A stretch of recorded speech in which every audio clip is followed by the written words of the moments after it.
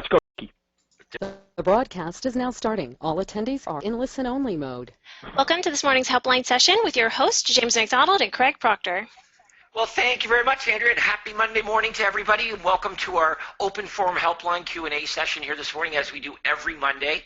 Craig and I are going to take all of your questions, and remember, you determine the topic. We can discuss anything you want, any element of the system whatsoever. Many of you actually have already emailed us in questions that you'd like discussed. You can also type them into the chat.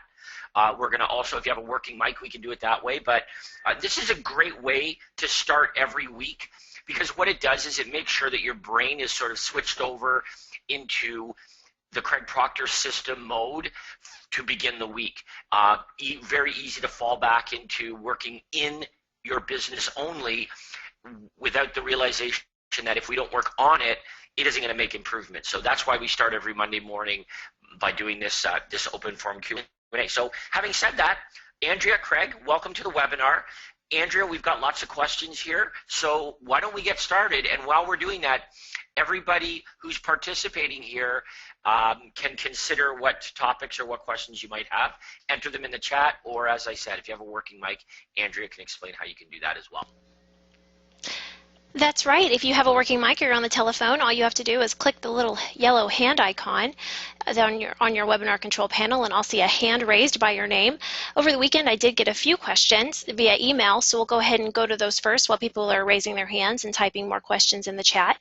Our first question from Jordan, he says, during the universal callback script, I've prepared and sent that to you, and I was wondering if you were planning on making a move anytime soon. This is slightly different than what the script says. I've prepared and sent that to you.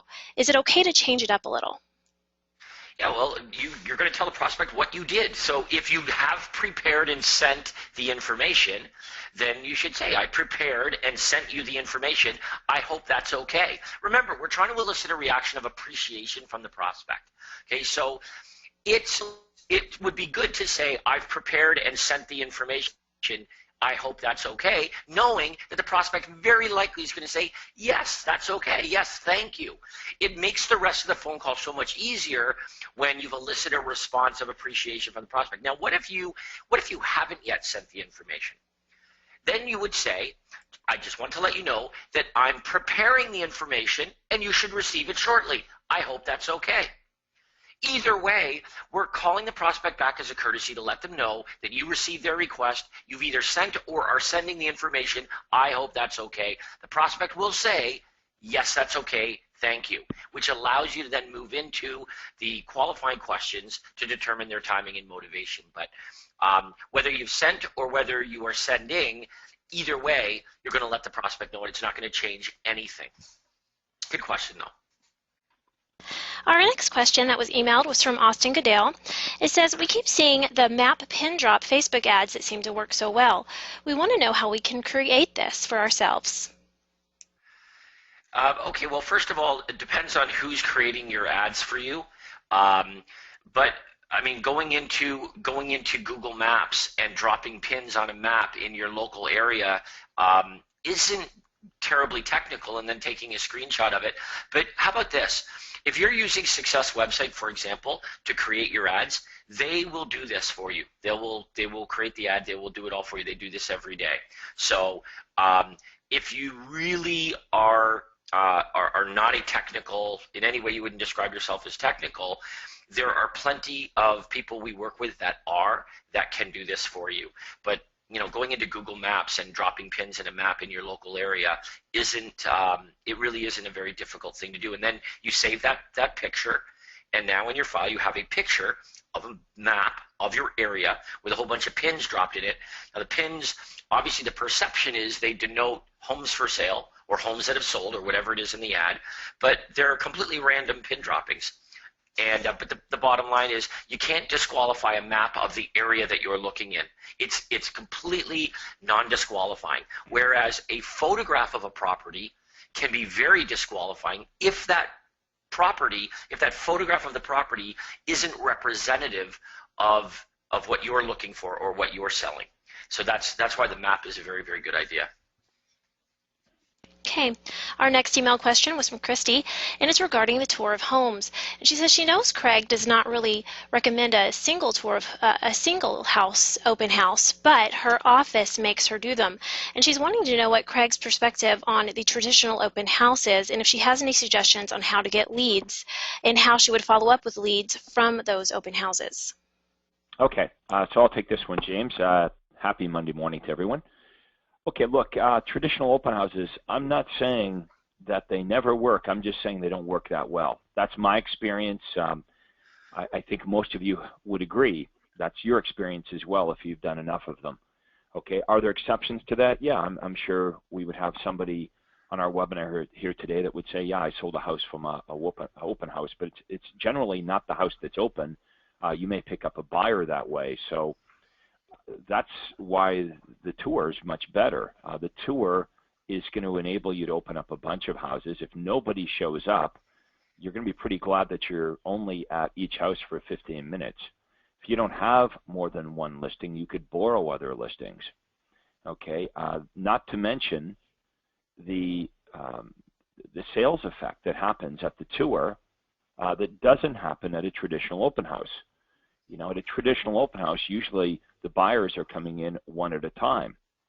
With the tour, because we've got 3, 4, 5, 6 homes open, you typically get a lot more traffic, and because we're forcing all the buyers to come during the same 10 or 15-minute window, so in other words, they're all coming at once, you create competition, or what I refer to as the auction effect. If you have 3, 4, 5, or 6 homes open, only stands to reason that you're going to meet more buyers because each house has pretty narrow appeal. So we're trying to widen the appeal by opening more homes. So it's not really that difficult to see why you dramatically increase your chances of something productive happening with a tour format versus a traditional open house. Hey, Craig, sorry. Let me make a suggestion here as well, because I think that our member probably agrees on the merits of doing the tour. Their issue is if they only have one listing, the idea that they can't do a tour with one listing is really irrelevant because there are lots of listings you could do it with. Well, You've got other...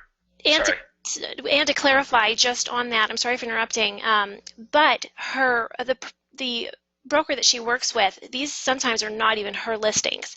They're listings that belong to the office. Perfect. So just borrow more listings from the office. Yeah, perfect. If you can borrow one, why can't you borrow 3, 4, 5, or 6?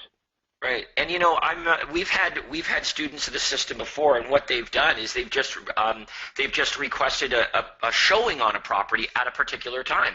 If you're going to do the tour properly and the property's going to be open for say 15 minutes, then you are just requesting a showing period for that 15 minutes at that property. You don't have to explain the concept of the Sunday tour. If you're going to have, say you're going to have 6 properties on the tour and those properties are listed by 6 different realtors, you don't have to explain to all 6 of them how your tour works. You simply need to schedule to show the property at the time that you want the tour to be at each property, right? So it doesn't have to be as complicated as explaining it in detail to every one of those listing brokers. Okay, I'm reading through the chat questions here, Andrea. So here's one from Claudia. James, Claudia is asking this. I need now business. If I don't really want to work a list of fixer-uppers or a list of foreclosures, is there another campaign you would recommend? Well, with all of our campaigns, you could get people that are ready to buy or sell right now, and you're also going to get people that don't want to buy or sell, and you're going to get people in between that do want to buy or sell, but they could be several weeks or several months out. So Claudia, here's something you could do. Tell me the name of a real high demand area in your marketplace. A high turnover area. High turnover area, okay? And create an ad. It doesn't matter whether you have one of those listings. So James, you're in Carlsbad. What's the name of a high demand? You determine the areas, determine the neighborhoods in your marketplace where clearly homes are being sold, which means there's demand, and you can offer a free list of properties in that high demand neighborhood or area or community. Like if it was Glenway Estates, then you'd offer a free list of must-sell properties in Glenway Estates. See, don't confuse this though. Craig, our member mentioned distress sales and fixer-uppers. Understand that we know that the prospect is unlikely to purchase a fixer-upper or distress sale property. But understand that's what created the urgency for the prospect to respond. In other words, if you had two ads side by side, the first one said, Glenway Estates, free list with pictures of homes for sale. And the other one said, Glenway Estates, must-sell properties, distress sales, great deals, all prices, free list with pictures. It's the same thing. They both offer properties in Glenway. But the second ad creates such a sense of urgency to respond that it would outpull the first substantially. So you're going to generate the same prospects, but there's a sense of urgency for those prospects to respond if the element of a good deal is present in the ad. So that's why you want to include those kinds of properties. Okay, we have another question here. I'm not sure if this is Josie or Jose. Maybe you can help me out with that, Andrea. But the question is, buyer follow-up. On several occasions now, I've been met with the following objection. The prospect does say that she can tell me over the phone exactly what she's looking for. I reply as per the script, and then she says, I don't have time for that. Just send me the form and I'll fill it out and get back to you, or words to that effect. Okay, so you're going to say this. You're going to say, well, look, this is what's perfect about our buyer system. It's perfect for busy people like you. Okay, so the prospect's saying they're too busy to meet with you, and you say, well, that's what's perfect about our VIP buyer system. It's perfect for busy people like you, because once I have a clear understanding of exactly what you're looking for, we're going to email you only the homes that match your criteria. When it's convenient to you, on your own time frame, you can look at those emails we send you, drive by the properties that interest you, and then anything that you want to look at after you drive by them, give us a call and we'll take you through the property. Okay, so we're going to throw that back when they say they're too busy to meet with us. We're going to turn that around and say, well, this is actually perfect for busy people like you. And this requires a discussion. It's not just the form that we're going to send to them. We want to sit down with them and have a conversation about exactly how we're going to answer these questions. Craig, here's a good way of wrapping your mind around this. If I called my dentist and I said, I've got a really bad toothache, but I'm super busy, can you just send me a prescription or whatever I need? Now they could. I mean, it's a toothache. They could send me a prescription for, antibiotics and ibuprofen or whatever it is, right? They could do that. But in a million years, they would not do that. You have to go in and see them, and it's understood.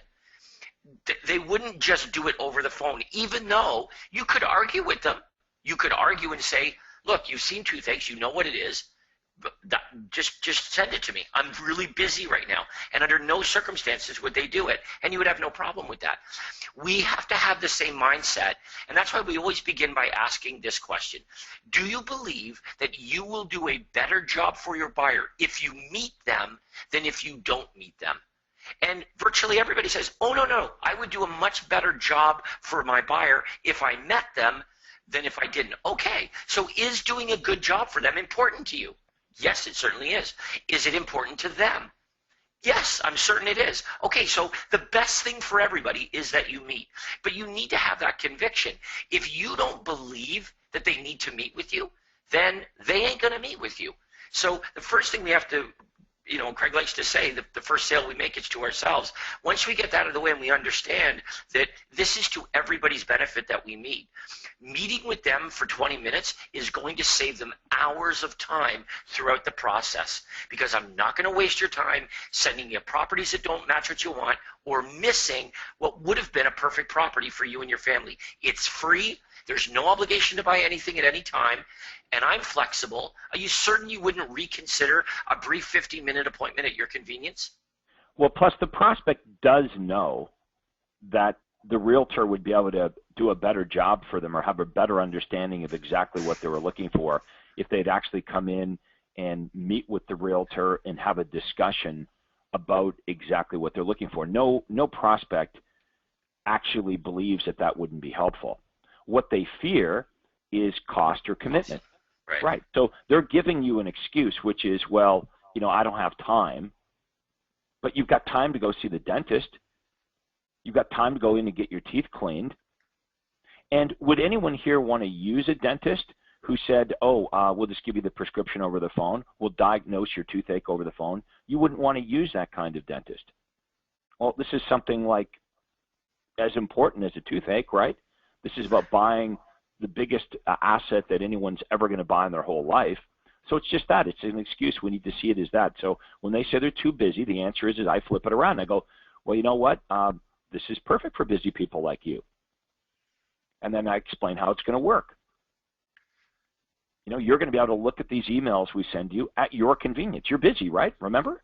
You can look at them anytime you want, and you can drive by the properties whenever it's convenient too, because remember, you're busy. Let me share some other dialogue with you. Craig, I couldn't help but notice that you responded to my ad that was on Craigslist. And I have to tell you, I understand, you're a very busy person, but it's extremely time-consuming every day checking all of the dozens of different websites to try to find the perfect home for sale for you and your family. You could spend hours doing that every day, which clearly you are. And miss out on the perfect property very, very easily. What I'm proposing is that we eliminate that possibility and we eliminate all of that time by me just emailing you the properties directly. And the best part, it's absolutely free. There's no obligation whatsoever to buy anything. And I'm flexible. Let's sit down for 50 minutes, do a really good job for you, and then you can be on your way. When would be good for you? Days, evenings, weekends, boom. Well, plus, does it make sense that the best way to find a home is by looking online when you're a busy person, or on Craigslist or Facebook or whatever? I mean, it doesn't make sense. So they don't believe it. So that's, it's an objection that doesn't even make sense. It's easy to poke holes in it. The second question or objection is this. Craig, I can't find the script for, are you 100% committed to your realtor? It says, Craig, you had a great answer for this, but I cannot find it. Okay, so write this down. It's very simple.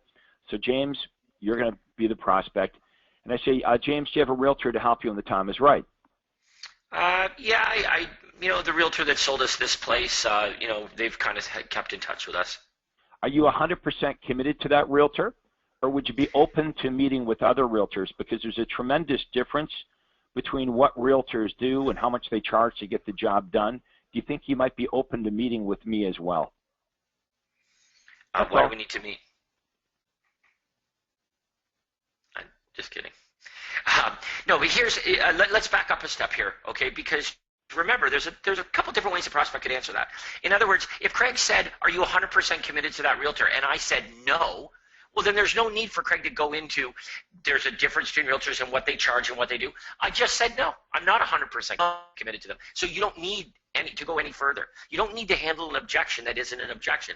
If the prospect says, well, I've got an agent that helped me with this house, the question is, are you 100% committed to working exclusively with that agent? The answer is yes or no. If they say no, move on. Good. They're not committed. If they say yes, then that's the perfect dialogue is, well, might you be open to working with other realtors? There's a tremendous difference between what realtors do, what they charge to get the job done, the results. Would you be open to, at very least, interviewing other realtors for the job, meeting with other realtors for the job? It's perfectly sensible, but you're only using that dialogue if the prospect says that they're committed to another realtor. If they're not committed, then you don't need to use that dialogue. Okay, we have an audio question. And that's why it's not in the universal script. All right, James, we have an audio question now from Ernest. Andrea, can you connect Ernest, please? Yes, I can. Give me just one moment. Ernie in Florida, I believe. In Tampa, Florida. Oh. Okay, your line should be open. Ernie, go ahead. Good morning, James and Craig. How you doing? Good morning, How are you, Ernest? Good. I have a question. I've heard, Craig, a few times where you go into the universal callback script and you book the appointment, and then you get into a part where you go over whether the person is pre-qualified or not. Can you just go through that one time for us? Okay, I only do that with buyers, especially first-time buyers. if they already own a home and they're moving up, I don't do this. But Ernest, Right. I want you to be the prospect, okay? Okay. Okay, so let's say I go through the entire universal callback script, and I like the way that you answer all my questions, right? Okay. That means I want to meet with you. So we set up an appointment, and you're a first-time buyer, so I purposely make first-time buyers meet at my office. It's an extra hoop I jump them through. So I would set up an appointment with you if you answered all the questions to my liking in the universal callback script for, let's say, tomorrow at 7 p.m. Okay. Okay? Now, before I hang up the phone with you, now that I have the appointment, I want to make sure that I want the appointment. Right. So I'm going to say this. I'm going to say, no, Ernest, have you been pre-qualified for financing? Not yet. Okay. What I'd like to do, if you're going to be at this number for a bit this evening, I'd like to have my lender, Bill, give you a call because he can pre-qualify you for financing absolutely free of charge. And what that means is that we're going to help you get the best financing, the lowest interest rate, the lowest down payment home loans, but we'll also know exactly what price range you're in, Ernest. So when you and I get together tomorrow at my office, we won't waste time looking at homes above or below your price range. So if you're going to be home for a little while, I'm going to call my lender, Bill, right now, and he's going to call you and ask you a few questions. It'll only take about 5 minutes. Does that sound good? That sounds good. Great. So I hang up the phone. I call my lender, Bill. Bill, call Ernest. I'm supposed to meet him tomorrow at 7 o'clock. I just want to make sure that this is a buyer that we can help. So my lender, Bill, calls you, Ernest, asks you a couple questions, and then my lender calls me back and says, yeah, Ernest is good to go. He's got a combined family income of X amount, good credit history, good job stability. We can help him. He's going to be in this price range. Or my lender, Bill, calls me back and says, well, you know, Ernest has got a few problems here. He's got a few problems with his credit history. You know, his combined family income is only X amount. He's self-employed. I don't think that we can help Ernest right now, but I've placed Ernest on a 6-month plan where hopefully we can improve his credit and get him in a position where he can buy. So now I can call you back, right? I can call the prospect back and graciously get out of the appointment. There's no sense meeting with you because you can't buy. So, hey, Ernest, Craig Proctor here. Look, I just heard from my lender, Bill. He said it sounds like you've got a few credit issues right now, and he's going to work with you over the next 6 months to get you in a position where we can get you a loan. So we should postpone our appointment for tomorrow, and I'll follow up with you at a later time. Does that sound good? Yes. Easy. So Yes. the idea here is we're not going to do what we've been trained to do. What we're trained to do in real estate is ask these obtrusive questions right at the get-go. That's what I was trained to do. So if you were an ad call or a sign call or any, I would get right into that. I mean, I would start, it turns the buyer off, right? I would start with, well, what's your credit history like? What's your combined income? What's your job stability like? So like the old saying says, we get more bees with honey. So let's just go through the script, book appointments with as many buyers as we can, and then we can have our lender call, and it's easier to get rid of an appointment we don't want than to ask all of those qualifying questions that are a huge turnoff to buyers and not get appointments in the first place. Let me chime in here and be a little bit of a stickler with this, because if you look at the buyer presentation, okay, the buyer presentation talks about getting pre-qualified. It talks about you helping them get pre-qualified because you work with lending partners. Here's what you want to do is, if you've booked the appointment with the buyer, let's say it's a first-time buyer, and they haven't been pre-qualified, but you can say, well, do you have a cash down payment available? And they say, yes, we've got $20,000 to put down.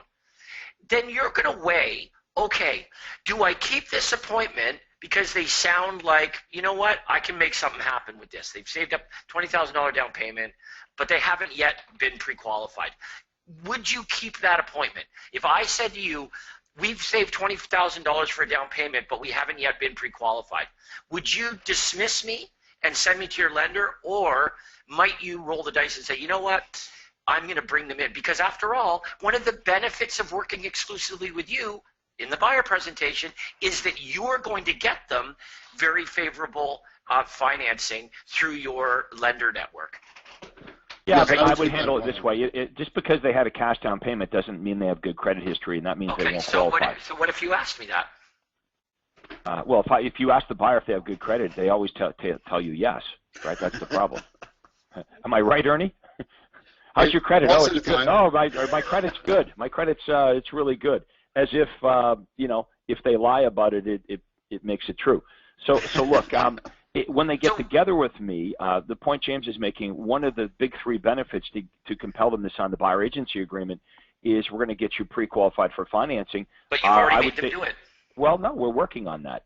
You haven't been pre-qualified. You've been pre-qualified verbally. Plus, I have 3 different lenders. Maybe we can even get you better financing. That's one of the benefits of working with us. I work very closely with 3 different lenders. Hopefully, we can get you an even better rate than Bill has given you. Right. So I can handle that. I just don't want to be spending my time with buyers that I don't believe I can help. Now, that doesn't mean move-up buyers, couldn't have problems, but it's usually less of a concern with a move-up buyer. True. All right, Ernest, I hope that helps. That helped a lot. Thank you very much. Thank you. Let's move on to a chat question from Dylan. Dylan is asking, can you please describe the math behind calculating the cost per hour on the primary goal strategic aim worksheet? Okay, cost per hour. I think you mean your hourly worth. Yeah. So if a realtor makes $100,000 a year, okay, and they work 40 hours a week, maybe they take 2 weeks of vacation, so they work 50 weeks of the year times 40 hours each week. That means the realtor's trading 2,000 of their hours to make the $100,000. $100,000 divided by 2,000 hours, that realtor's worth $50 an hour. So what that means is you shouldn't be engaged, right? Common sense says you shouldn't be engaged in any activities that don't pay $50 an hour. I mean, think about that. Let's break this down in its simplest terms. James, if I said to you, if you go over on your backyard and you dig a hole over here, I'll pay you $50 an hour, but if you dig a hole over here, I'll pay you $10 an hour. Where are you going to go dig your hole? You're going to dig it over here. Well, that's the choice each of us make all day long. We can't manage time. We can only manage activities. And what we hear from our members is, I can't afford an assistant, so they run around doing $8 to $10 an hour work, which means they are the assistant. So I look at it a little differently. I say you can't not afford an assistant. You can't afford to keep doing $10 an hour work and expect to be worth $500 an hour. And that's what brings the average down. If you want to make the big bucks, you have to be very, very careful how you use your time. The great industrialist has the same amount of time every week as the hobo living in the park. It's how they use the time that's different. So every night before I go to bed, I write down exactly what I'm going to do the next day. So when my feet hit the ground, I know exactly what I'm working on. All right, Andrea, are there any more chat questions at this point? I have nothing emailed. There are a lot of chat questions, and then we have a lot of hand raised too. So I thought maybe we could take a few audio questions if that's okay with you. Okay, let's do it. Okay, Michelle Linden, your line is now open.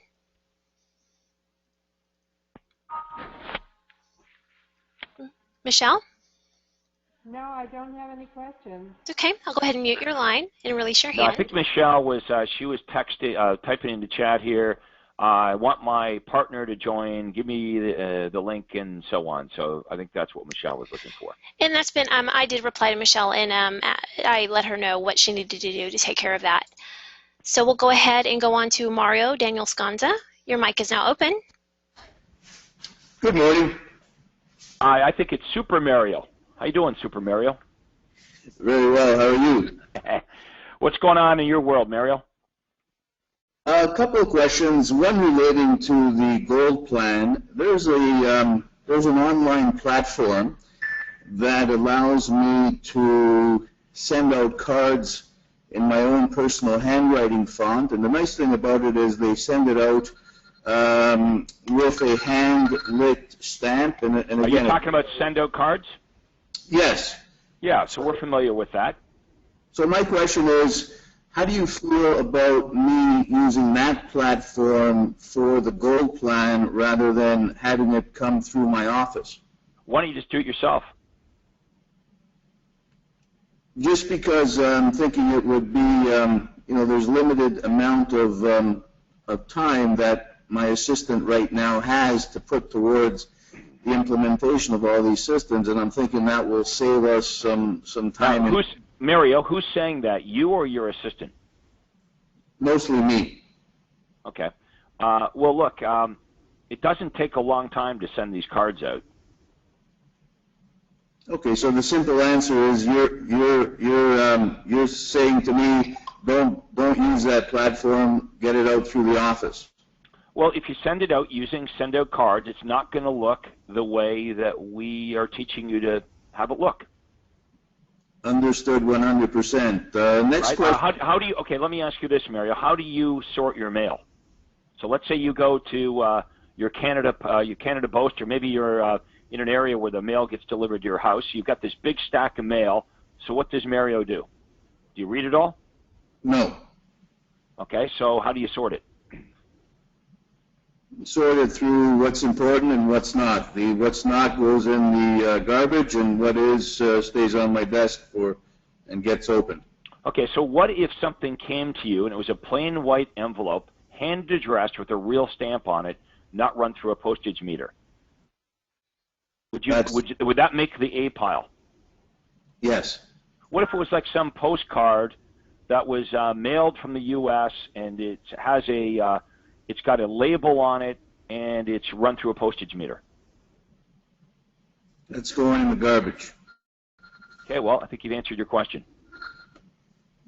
Absolutely, and I appreciate that. Just very quickly, hopping on to what Ernest was asking you about pre-qualification. I'm wrapping my head around the universal callback script, and as it relates to the pre-qualification, if they answer all the questions the way I'd like them to, what I've been taught in the past is, make sure you're going out, let's say, on a listing appointment and not on a CMA appointment. Would it be appropriate for me to pre-qualify the appointment after they've answered the questions the way I want them to, so now I've got an appointment? Would it be appropriate for me to, pre-qualify and make sure it's a listing appointment as opposed to a CMA appointment? Well, who's setting the appointments, you or somebody else in your team? Me. Okay, well, if you're setting the appointment, then you should know whether this is an appointment you want to go on or want to book in the first place by the way the prospect answers the questions in the universal callback script. Yes, sometimes they answer the questions, the way they should. However, it's not, in my mind, it's not clear as to whether or not it's a listing appointment. So, for instance, well, when you ask them the question, if you were to make a move, when do you think that might be? And they say in the new year, then it ain't a listing appointment. Right. Then it's called a waste of time. Then it's called the follow-up offer. Yep. Like there is no like purposeful CMA appointment. It's a listing appointment. Or if it's not a listing appointment, it's follow up with them and offer them your newsletter, offer them valuable information, and ask if it would be okay to follow up with them at a time when they're closer to making their move. They say yes, that would be great. You say when would be a good time. They say probably end of January, and you give them a call in December. Okay, so here's really the question. Mario, when they indicate that they're not ready to act, let's say in the next week or the next couple weeks at the most, they say it's going to be January or February. If you decide to book the appointment anyway and you go to their home, they're not going to list with you no matter what you say anyway, right? Because they have a reason why they're not going to list now. It might be a transfer, it might be a marriage separation, they might have bought new construction, but they have a reason why they're not going to list now. So by forcing that appointment, it does you no good, because whatever price you give them today probably won't be relevant in January or February. Whatever you say to them now, they probably aren't even paying attention to it because that's not where their head's at. So your entire listing presentation goes in one ear and out the other, and when they're ready to list their home in the new year, how much do they retain of what Mario had to say back in October? You place yourself at a huge disadvantage because now they're speaking to a couple of other realtors. The other realtors are in there, you know, they're at the right place at the right time. And unfortunately, you were at the right place at the wrong time. So with a buyer, you can't be too early. If a buyer contacted me today and they wanted to buy any time in the next year, I'm going to get together with them and sign them to a buyer agency agreement. I can't be too early. I've got them committed to a 1-year buyer agency agreement. They buy any time in the next year, I'm compensated. With a seller, if I meet with the seller today, a future seller that's 3-4 months out, they're not going to sign a listing agreement with me today. So I think, you know, through experience, this places me at a great disadvantage. So the moral of the story is you can be too early with a buyer, but you don't want to be too early booking that appointment with the seller. As James said, you just want to keep following up until they're within shooting distance. You know, they're within a week or two of pulling the trigger on this. Right. So your experience is if they answer the question about when they're planning on moving properly, so they're a now seller, your experience is the universal callback script is enough of a pre-qualification that they know in their mind you're coming in for a listing. Well, not maybe in their mind, but in my mind, yeah. I'm not there to. It's not a social visit. I'm not there to waste my time or give them a value today of what their home is worth when they're actually not even selling it this year. Andrea, could you pull up the universal callback script? Because I want to point this out to Mario and everyone else. This timing question is so important. I actually ask it twice. And some of you have called me on this. So go down the seller side, the right-hand side there, Mario, and you'll see question 1 is, are you folks planning on making a move in the next 3 to 6 months? Then in question 2, I say, if you were to move, would you be staying local or moving out of the area? And then I go right back to timing in question 3. And when do you think that might be? Like, I don't mess around with this. I want to know. I even ask the question, I reword it in a slightly different way on question 3 because I want to be real clear on timing. Motivation's important, but it's only, you know, only important when the timing is now to me. I'm not meeting with people that are motivated to do something in the new year. Right. So if I said after this qualification, after the universal callback, and they've answered all the questions properly, if I said, so, you know, I've got a few ideas in mind for our appointment today. Firstly, I'd like to have a good look at the offering and gain an understanding of your plans and share with you some ideas on value together with strategic solutions to create a result. Is that okay? Yeah, it's absolutely okay. Look, I am okay with you coming over and wasting your time. I'm okay with all of that, right? But I'm not going to list with you no matter what you do or say because I've bought new construction and my house isn't going to be ready until next May. Yeah, I'm saying... You can, you know, that's what I'm saying. I have no doubt that you're good enough on the phone to compel or convince the seller to meet with you, but be careful what you wish for. Yeah, what I'm saying is they've answered the question properly, so they're a now seller. So they're a now seller. Okay, so I'm a seller that says, hey, you know, it's funny you called today, Mario, because I just got word from my company on the weekend that the transfer is happening, and I've got to get my home on the market in the next week or two. That's Okay, very different from someone that says, I bought new construction and the possession date is next May. I wouldn't even consider listing my home until the new year. Yeah, it's totally different. And what I'm asking you, Craig, is you've answered the questions properly for me to substantiate going out on an appointment today or tomorrow. But in your mind, as a prospect, you're not sure. Like you said, I'm sure that I'm going for a listing, but they're not sure. So I guess my question is it okay for me to take it down the road a little bit further and pre-qualify this appointment so we both know that I'm there for a listing? No, I would not do that. If they answer the questions properly, you're booking an appointment and you're going to go and try to list the house. But I wouldn't be pushing it further. I wouldn't be asking them questions like, hey, Mario, just so we know, Like, so I'm not wasting my time. When I meet with you on the weekend, you will be committing to listing with me, right? Because I don't want to waste my time. I don't go that far. Okay. Because that brings in all the stuff that James McDonald talks about, right? This fear of cost and obligation, right? Because I haven't even met you yet. I'm not going to, I don't want to commit you over the phone that I'm going to list with you. What if I don't like you? Right? So I don't think we can do more than, we should be doing more than what's on the script. If you push it any further, well, I'll tell you what will happen. A lot of people will say, you know, forget it. I guess the bright side of things is, well, anyone that said yes, you definitely would be listing their home. But how many people are going to say, well, then don't bother. If we need to, you know, commit to listing with you before you come and meet with us, then I'll tell you what, Mario, let's just forget the whole thing. I don't ask them if there's a commitment. What I do ask them is, should what I say make sense, Craig, and you feel good about the value, confident in the system, and comfortable with me, is there an opportunity for us to conduct business via a signed listing agreement at yeah, and you want to know how most people are going to respond? It won't be helpful. They're just going to say, yeah, maybe. They don't want to commit. Right. What's the upside to the prospect committing to that? There is no upside. Understood. Right, so I know what you're trying to accomplish.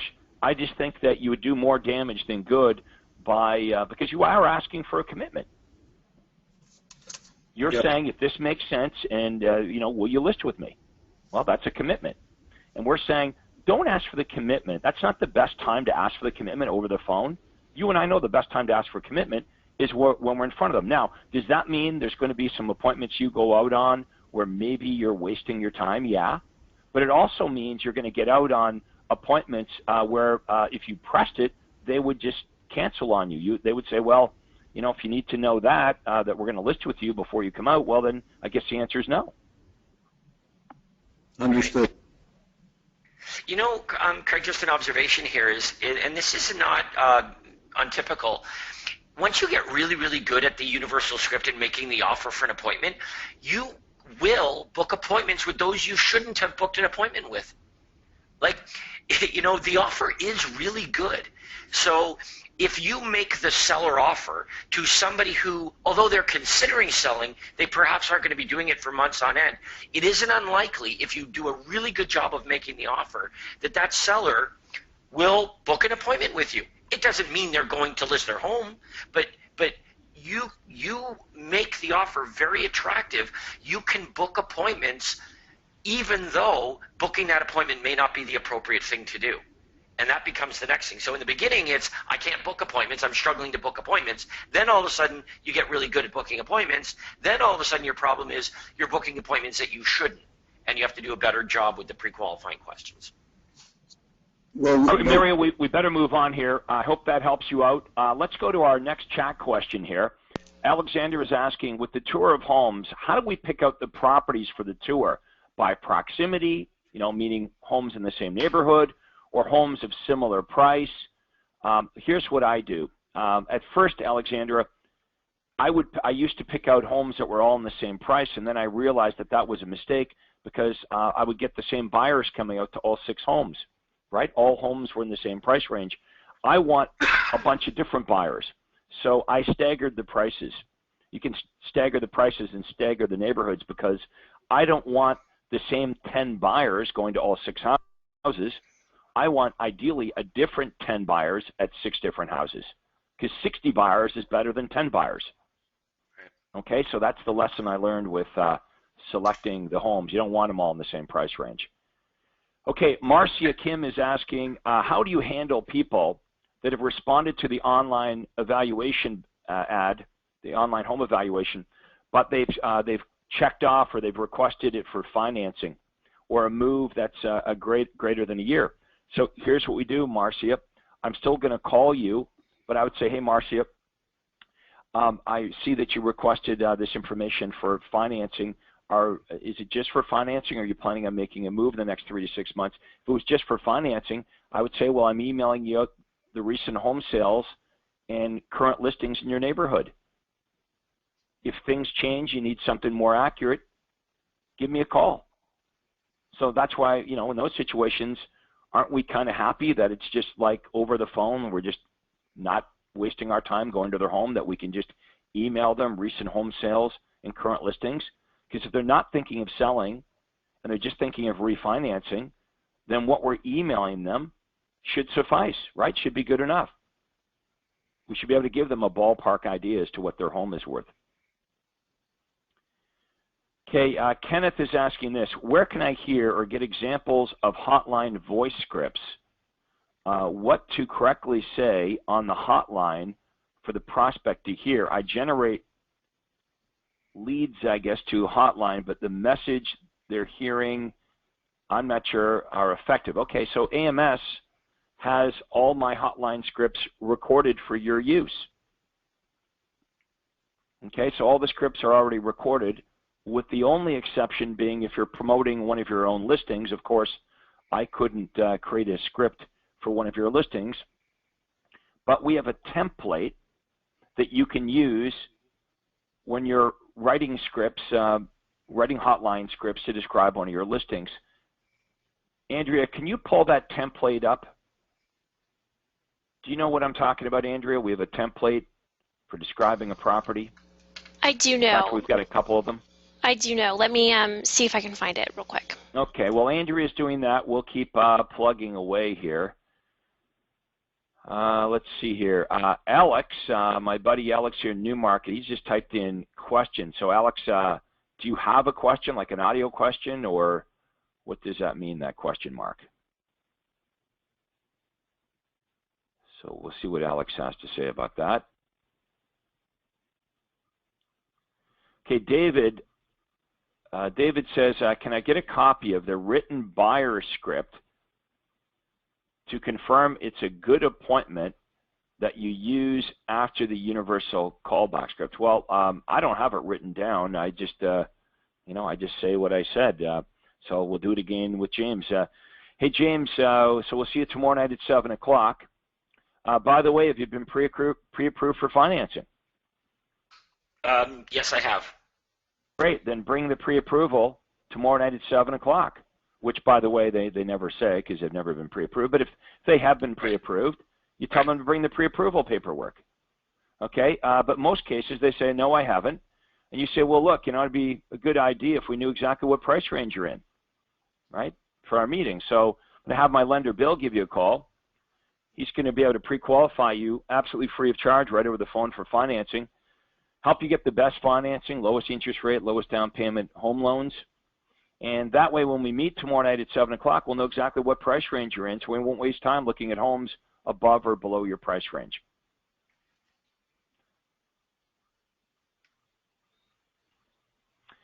Okay, Robert is asking this: my success website is in the process of being set up. Well, that's taken a long time. I would kick their butt on that one, Robert. At the top, it says Bob Wilson Home Selling System. Would a prospect want to know what system versus home selling information or guide? Can I edit the info while working with Success website?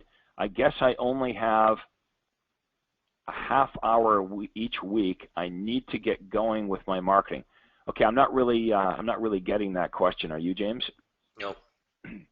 Robert, maybe you can raise your hand if and ask us to clarify this with audio. But you can, you can like make any changes to your website you want, right? It's your website. Okay, Donald Lum is asking this: is there an effective way to quickly discourage repeat visitors from clicking on the online ads?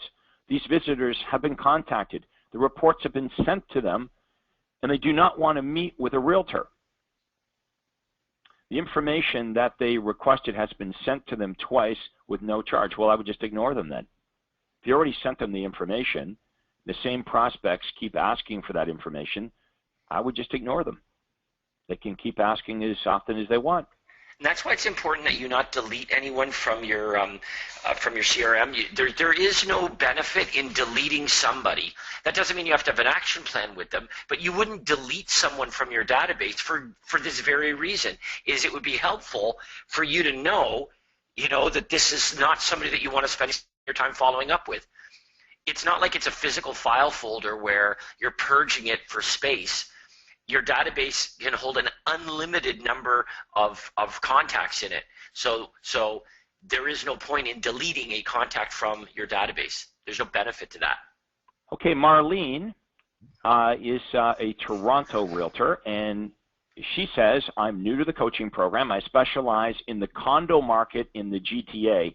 That stands for the Greater Toronto Area, for those of you that don't know that. I want to get some ads out there. I'm wondering which ones would be a good start for me. I sell a lot of pre-construction as well. Well, let's see if we can get Marlene on the phone or a computer mic here. Marlene, raise your hand if you have audio, and we'll connect you and we'll work on this. And if you don't have audio, just type in sorry, no audio. Don't be shy. Okay, Marlene, your line is open. Hey, Marlene. Marlene, you just muted your line. If you're saying hello, just type that in the chat box so we know that your mic is not working.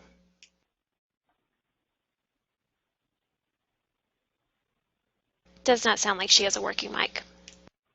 Okay, so Marlene, what you could offer is you could offer a free list of condos. Okay, if you sell a lot of pre-construction as well, then you could offer a list of condos that are brand new condos to be built. So I'm not sure where in the GTA, where in the Greater Toronto Area you operate, but it could be a list of new condos to be built in downtown Toronto between this price range and that price range, and you could offer a free list of these homes with pictures. Of course, the pictures have to be of the building, or maybe you've got layouts. You could say free list with pictures and layouts. Okay, so you want to look at, well, who do I want to attract? Well, Marlene knows I want to attract people that want to buy condos in the Greater Toronto Area. Well, then if that's what if that's the fish you want to catch, you want to make sure you're using the right kind of bait. Well, what kind of bait should I offer? How about a list of condos in the GTA? Now, you want to be specific. You could have a list of expensive condos, a list of downtown condos, a list of uptown condos, a list of inexpensive condos. You could have all these lists being offered.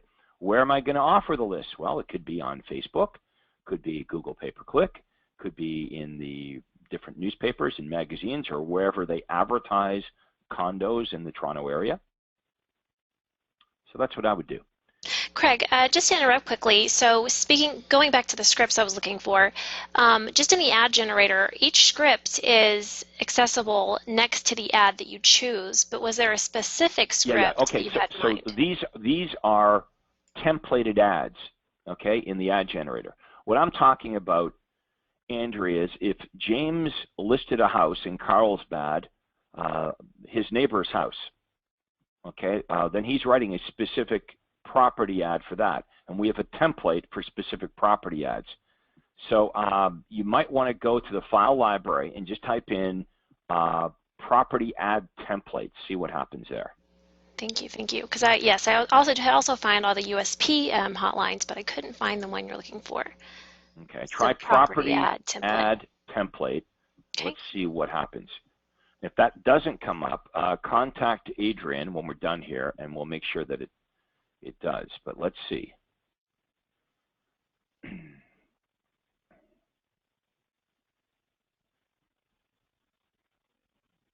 Hold it. Property ad. Okay, how about this? Type in. It should say hotline script. Property hotline script. Try that. Property hotline script.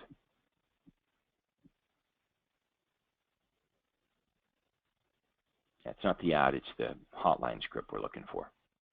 Okay, it's thinking.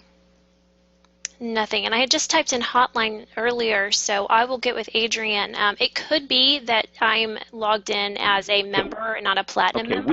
We had all this information in the attachments on one of the coaching calls. and we've got several different templates for hotline scripts describing a property. I'll keep looking. Okay, so we want to make sure that when we type in, well, how about what if you type in hotline script describing property? Try that. What I'll do is just do hotline script because Okay. it should find anything that has hotline but it's not coming up with it. So it should be there. I know. So I'll go ahead and get with Adrienne and figure it out. Okay. And if you guys can't find it, just give me a shout. Okay, we've got some more chat questions coming in here. Robert says, sorry, Craig and James, the Meeting with Success website is a half an hour each week. I'm basically cut off at the half-hour point. They have to go to the next person. Okay. Robert, is your site operable? If it is, type in the domain name, and we'll go look at your site, and you can tell us what the issue is, and we can brainstorm that.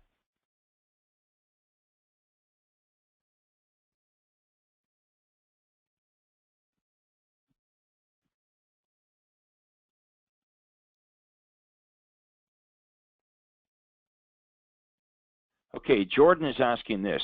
Are there any free, affordable lead generation sources for websites? Google pay-per-click is fairly costly at $1.25 per click in my area. Okay, well, Jordan, you know, pay-per-click advertising on Google is one option. Facebook is another option. Craigslist, we're having difficulty there, of course, because they won't let you have a live link. So we said to our members, we'll use a free recorded message, and then some of you are reporting back that they're even flagging you using a free recorded message, although I can't believe how that's possible. Then don't forget offline methods of driving traffic to your website as well. So you're still generating the lead online, right? You're driving traffic to your website, but you're driving traffic to the website from offline media. Okay, these could be like direct mail is very good.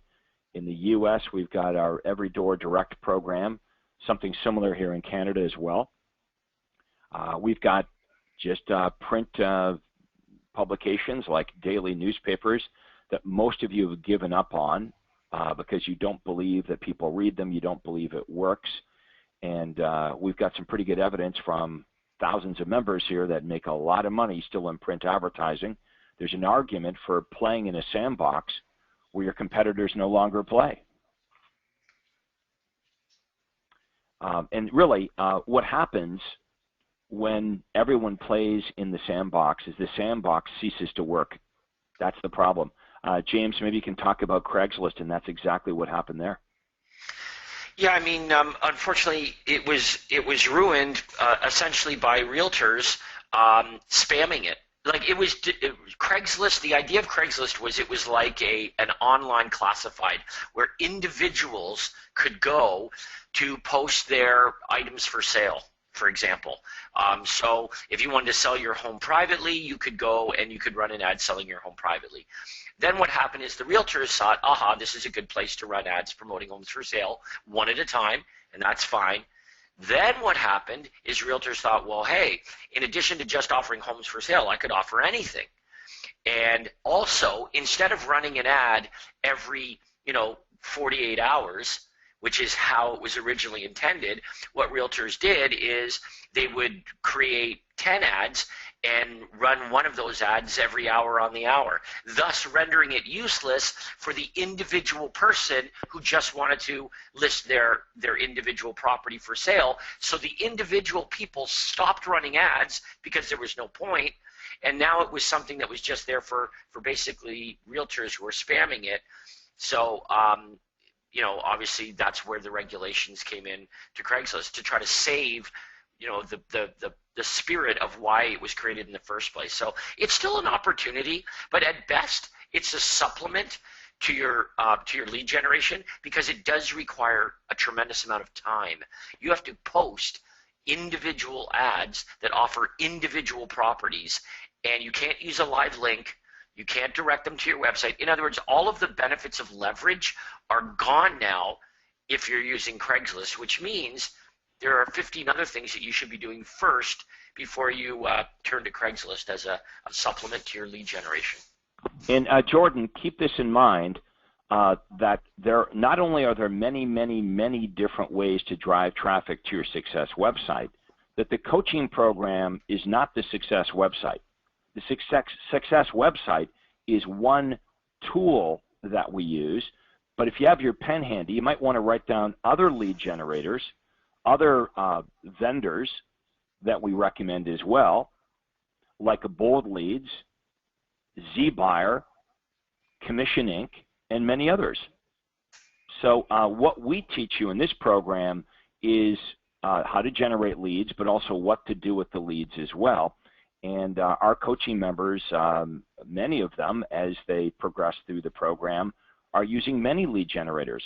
And when I ask them why, they've got a pretty good answer. They'll say, well, because each one of these makes me far more money than what I invest in them. Well, it's hard to argue with that, right? Let's move on and take a few more questions here.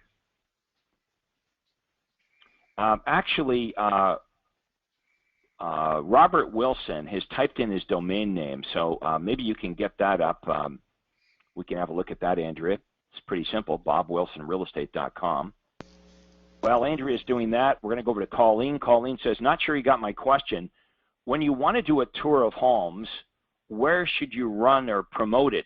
Well, look, that's the key right there, Colleen. If you don't do a good job of promoting the tour, in other words, if people don't know about the tour and what it is and why it's different and better than a traditional open house, guess what happens? Nobody comes out to the tour. And if nobody comes out to the tour, well, obviously it doesn't work any better than a traditional open house, because we already know no one's coming out to those, right? So that's the key, is in the promotion. So you can run ads, classified ads. You can run ads on Facebook. You can run ads in the paper. You could send out flyers to the neighborhoods where you're going to do where you're going to conduct the tours. So you can see on the coaching website examples of how we promote the tour. And Andrea, well, we can't do that now because we have this up, but if you just type in Sunday Tour of Homes, Colleen, under File Library, lots of information will come up about the tour of homes. Okay, let's have a look at Robert Wilson's branded site. Can't see the top of it right now, Andrea. There it is. Bob Wilson Home Selling Team. Okay, so Bob, this is branded, right? This is not your less branded, and you've got your USP, so it should have your picture on it. Okay, I'd place the picture in the top left-hand corner, and then next to it, Bob Wilson Home Selling Team. Andrea, could you pull up my site? Let's have a look at my branded site at craigproctorsite.com. And you might want to write that domain name down. There's mine, Craig Proctor Home Selling System. You see I've got my, my picture on it, and I've got my USP, and that's what it looks like. And go also to my less branded landing page at YorkRegionHomeSales.com. You folks should use these as your reference. Okay, all I'm ever asking you folks to do is just do what I did. There it is. That's the less branded site.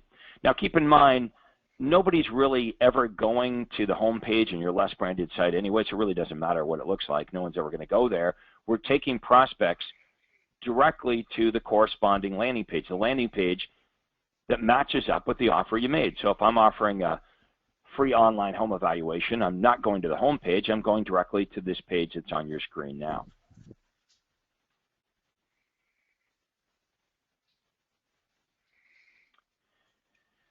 Okay, Jana Ellen is asking, well, what's the equivalent in Canada to Every Door Direct? Well, you just go to the post office. I don't know what it's called, but I know it's about the equivalent price, and you don't have to, mail to someone's specific name and address.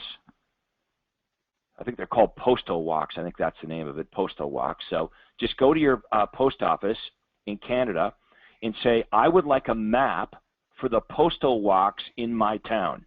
So in Newmarket, I had this colored map, and it You know, all these streets were blue, and that was postal walk, whatever, and had a number. I don't know, maybe letters and numbers. And then, you know, another bunch of streets was in a different postal walk. So then I would look at the turnover on these postal walks, and I'd say, well, some of these postal walks, some of these streets are crappy. They have no turnover. I don't want to send my postcards there. But over here, these streets have a lot of turnover. So I want my postcards, my direct mail, to go to these postal walks.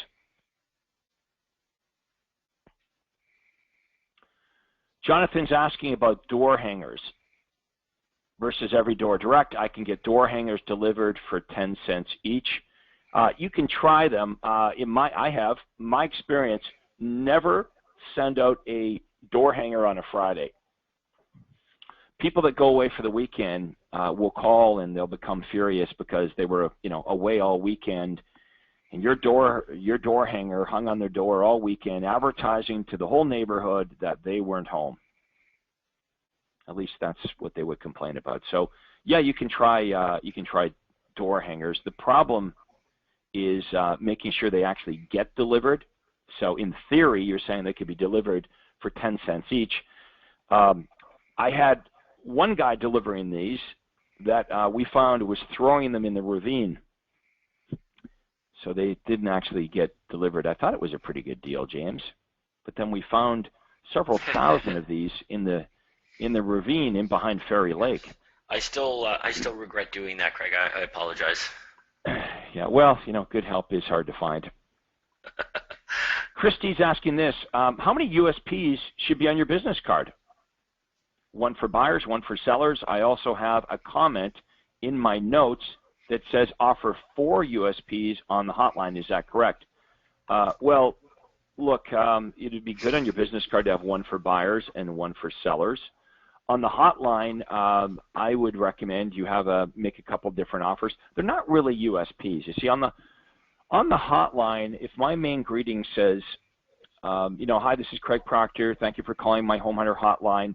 If you're thinking of buying your home and would like to receive daily updates of all the homes that match your criteria, including bank foreclosure and distress sales, please press 1. If you're thinking of selling your home, you'd like a list of recent home sales and current listings, please press 2. And if you're calling about one of the listings in the newspaper, please enter the 4-digit ID number. They're offers. A USP I see more like, you know, your home sold or I'll buy it. You could have a USP on that main greeting. The problem with just having one USP is, well, what if they're not interested in that? You know, so you'll probably find that one of your USPs works better than all the others, so you're going to lead with that one for sure.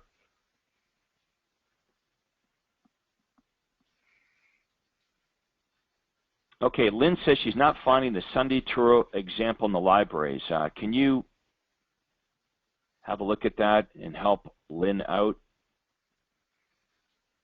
File library, type in Sunday tour, and let's see what comes up here. Yeah, so while I'm doing that, Craig, just on a side note, I got in touch with Adrian, and he is not able to find any of the property ad hotline scripts either. So if that's something you can find and email it to me, I can get it loaded. Okay, well, it's there. Well, I'll have to look at it and figure out where it is. If I knew where it was, I'd just take everyone there right now. What about Sunday tour? What came up? Should be, okay, type in Sunday tour of homes manual. Let's see what happens there. I'm just going to type in Sunday. So anything under that should come up. Nothing came up under tour, which is unfortunate. That is unfortunate. I know we just did the special event marketing webinar, and we discussed all of this then, but I'm not sure if this member will have access to that yet. Okay, so can you go to that coaching call, go to attachments, and then have it, when we type in file library, type in Sunday tour, that comes up. It's the Sunday tour manual that I want to come up, and it shows everybody some examples of how to promote it. I think, and two, one of the reasons I'm not able to find a lot of stuff is I'm logged in under our newest members, and I'm thinking that may be the problem is I'm not logged in as admin. So Yeah, well, we shouldn't have it work that way. We want everybody Right. to be want everyone to be able to access everything. And by the way, for you folks that are new to the coaching program, I mean, in the last couple of months, we just changed our format for our coaching site. So all the stuff I'm telling you used to work okay, a couple months ago. So we're just trying to make sure that this new site works the way the old site used to work. And that's how we do it. As we go through this and we find stuff not working as it should, we'll get our IT guy on it, we'll get Adrian on it, and get the bugs out of this. Sandy Cassell is asking, when hiring, should I disc profile before meeting with a potential admin? I really like sending them the test right off of the coaching site, because if they're not the right personality type, why waste your time meeting with them? Christy is asking, Craig, what's the difference between the coaching program and the Platinum program? Well, to get into the Platinum program, you have to go through the coaching program. Just like to get into coaching, you have to go through the super conference. So there's levels. You know, they don't let you into high school until you finish elementary school, and they don't let you into university until you finish high school. So it is a more advanced coaching program for people that have been through, at least partially through the coaching program. And it is, you know, you're going to be hanging out with guys that are making mostly high six figures and seven-figure incomes. So I guess, you know, an analogy would be, you know, sitting at the adult table is what I like to refer to, is you're going to have conversations with people that are at a little different level. Christy says, okay, well, I guess that makes sense.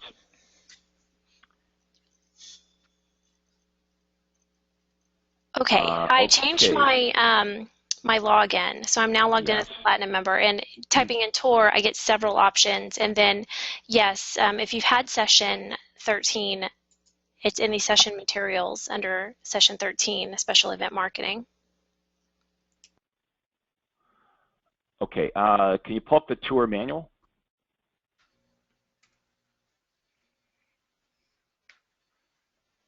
Is that the the special event marketing? Yes. I don't know. Pop that open. Let's see what it.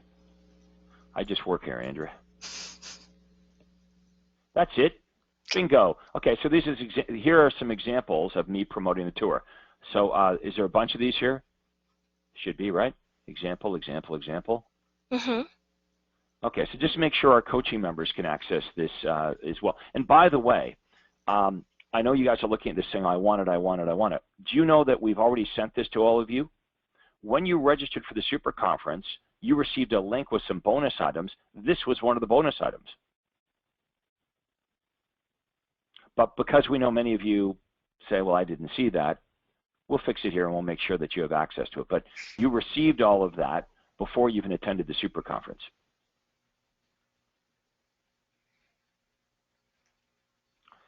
Okay, Ingrid is asking, is there a mailable listing presentation that is useful for our out-of-town sellers? Well, I wouldn't mail it to them, Ingrid.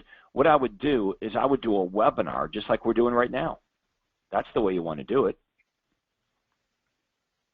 Right? They're going to have I assume they're going to have an iPad or a laptop, right? The prospect's going to be able to watch it, because we don't want to just mail it. We want to actually present it. We want to make the presentation, you know, if you're in California and, you know, your prospect is in Michigan, we want to make this as close to, you know, as if they're in front of you, right, as possible.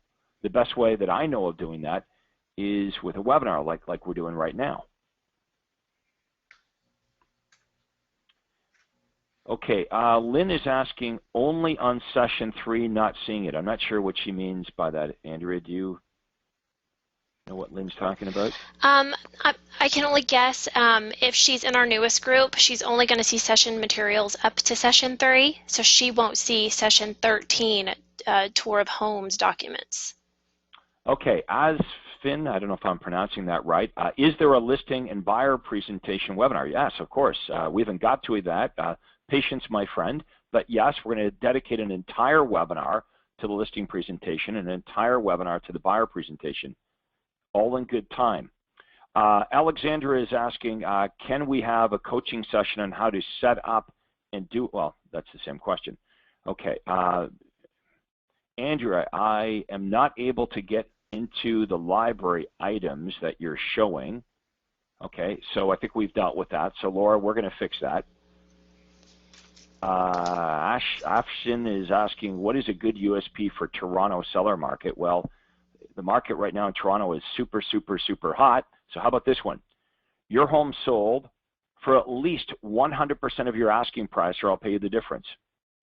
Boom, there's a good one. Okay, do we have any more audio questions at this point? We do. Kim Gilmore, your telephone line is open. Oh, hi. Hello? Hello? Hi, good morning. I'm calling from Chicago, and I just joined the coaching program. I was at the Super Conference, which was so off the chain, and I'm still very excited about this whole program. However, I have a house on the market, and it's in one of the not so desirable neighborhoods in Chicago, and so it's been on the market for over 120 days. I already reduced it. I really need to get this house sold. So can you just tell me a few tips of what to do when you have a property that's extended its market time? Okay, do you have the Realty program for $29 a month? Did you sign up for that? No. No, okay. So if you were to do that, you would be able to sit down with your seller and give the seller plenty of proof as to why they need to reduce their house. Now the question is, so a reasonable seller would look at this information and understand that they need to reduce their price. But here's my question. Is the seller reasonable? Yes. Okay, yes, well then you need to bring good information. If the seller is reasonable, we have to think that a reasonable seller, provided the right information, is going to make the right decision. Okay. Why haven't you already reduced the home to a price that will cause it to sell? Well, I reduced the property twice. But not to a price that will cause it to sell. No, I have not. So you're trailing the market down. I thought maybe I did reduce it to a price that would cause it to sell, but apparently that price is not working. Okay, so what that means, you ready? It means you were wrong. Okay. So wrong. we don't want to be wrong. We don't want to be wrong again, because if you reduced it how many times already? I reduced it twice. Okay, so 3 strikes and you're out. We want to make sure we get the price right this time, because if I'm the seller and I've listened to your advice twice, and it hasn't worked, and I reduce it again and it still hasn't worked, I'm going to lose my faith in you. Okay. Right? If you go to the doctor and the doctor misdiagnoses you once, you go back, you say, well, my arm still hurts, and they misdiagnose you a second time. How many times are you going to keep going back to that doctor until you think, you know what, I've lost faith in the doctor, I'm going to go somewhere else? I'm going to go somewhere else real fast. Exactly. So you got to, you know what, you got to give this seller credit. They've hung in with you, but maybe you're not looking at the right information, providing yourself or them the right information. I would sign up for the Reality program, take a good hard look at where the price should actually be, and then use that evidence after you've convinced yourself to convince the seller. Okay. Okay, now we're going to do an entire coaching session on how to get the price right from the get-go, because if the price is right from day one, you don't need to worry about getting reductions. Okay. All right, thank you. Sign up for that program and then go through Sign up, that and then go do back to the seller. Do the research. You see, here's the thing. I believe you want to do a good job for your seller. You're just not armed with the right ammunition. Right. Exactly. Okay, so get the right ammunition, and then you can go win the battle. Okay, thank you so much. Thank you. Let's see if there's another audio. Well, quickly, I know we're running out of time. Before we do that, Craig, I wanted to remind our newest members that we do have a session 2 with them this Wednesday. So if we could just do that really quickly. Yes, we do have a session. And the session 2, what session number is it, 2? Yes, session 2. Okay, and we're going to be talking about selecting your target market and your unique selling proposition. So this is a, relatively important subject, right? Who should I be talking to with my marketing message, and who should I not be talking to? And once I know who my target market is, how do I set myself apart from all of my competitors? So my prospects want to choose to do business with me and wouldn't consider using another realtor. That's what we're going to be talking about on Wednesday. And that is going to be at 11 a.m. Pacific time, 2 p.m. if you're on the East Coast, but I think most of you are Pacific time. So it's going to be 11 a.m. Pacific time on Wednesday. Okay, so less than 48 hours. So if you haven't, you're going to receive an email from us, and Andrew, you're just going to, you'll just register everybody for it anyway, right? Yes, I will. As soon as we're done today, all of our members will be registered for their specific sessions that we're hosting this week. Okay, cool. And then on Thursday, James McDonald and I are going to do the role play webinar, help you handle objections, master the universal callback script, and then you'll be able to submit your ads for the ad clinic on Friday. So busy week. Okay, we got a couple minutes left. We're kind of going long on this one, but let's take a few more questions.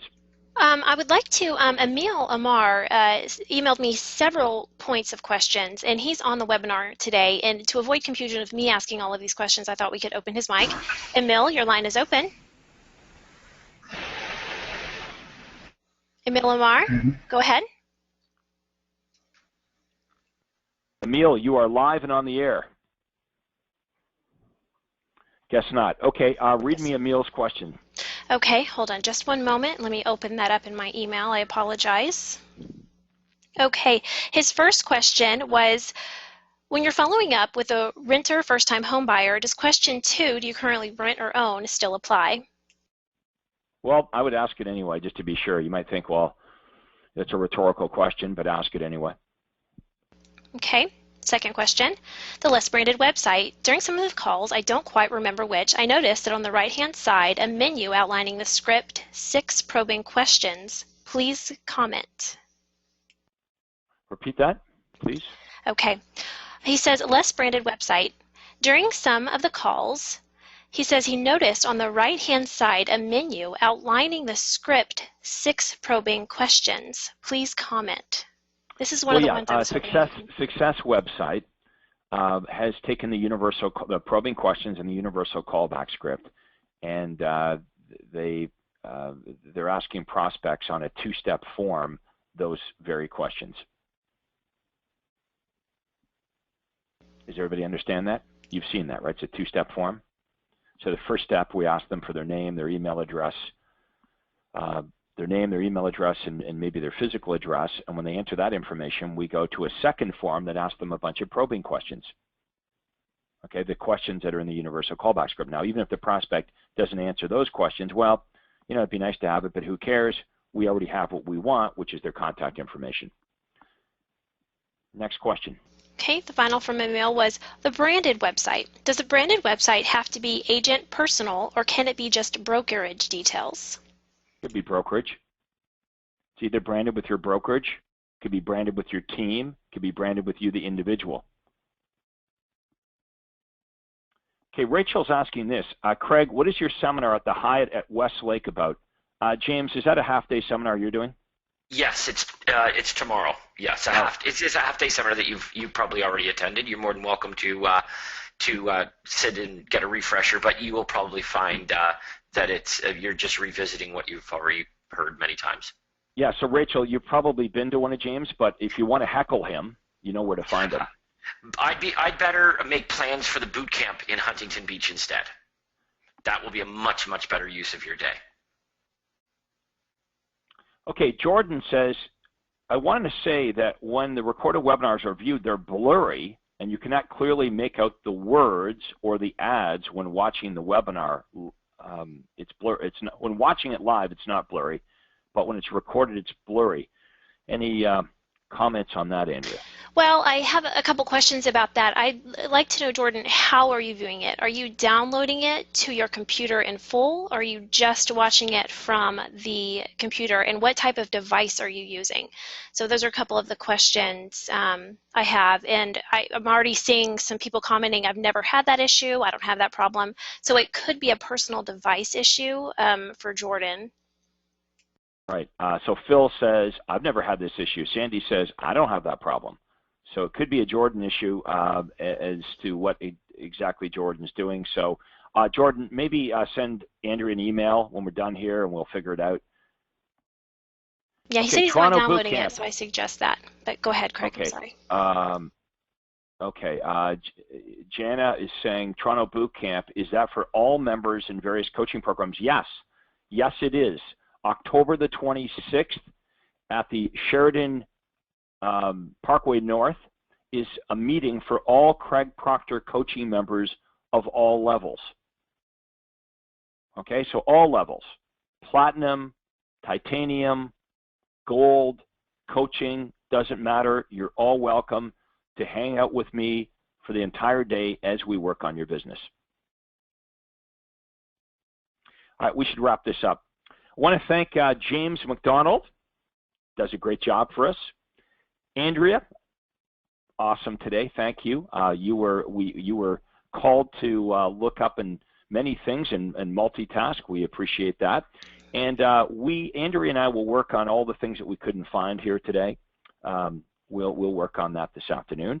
But mostly I want to thank all of our members. I want to thank you for being part of the Craig Proctor Coaching Program. We've got a lot of exciting sessions this week, so we are going to be spending a fair amount of time working on your business. So we'll wrap it up for today. That's it, and we'll talk to everybody soon. Take care, and that concludes today's helpline session.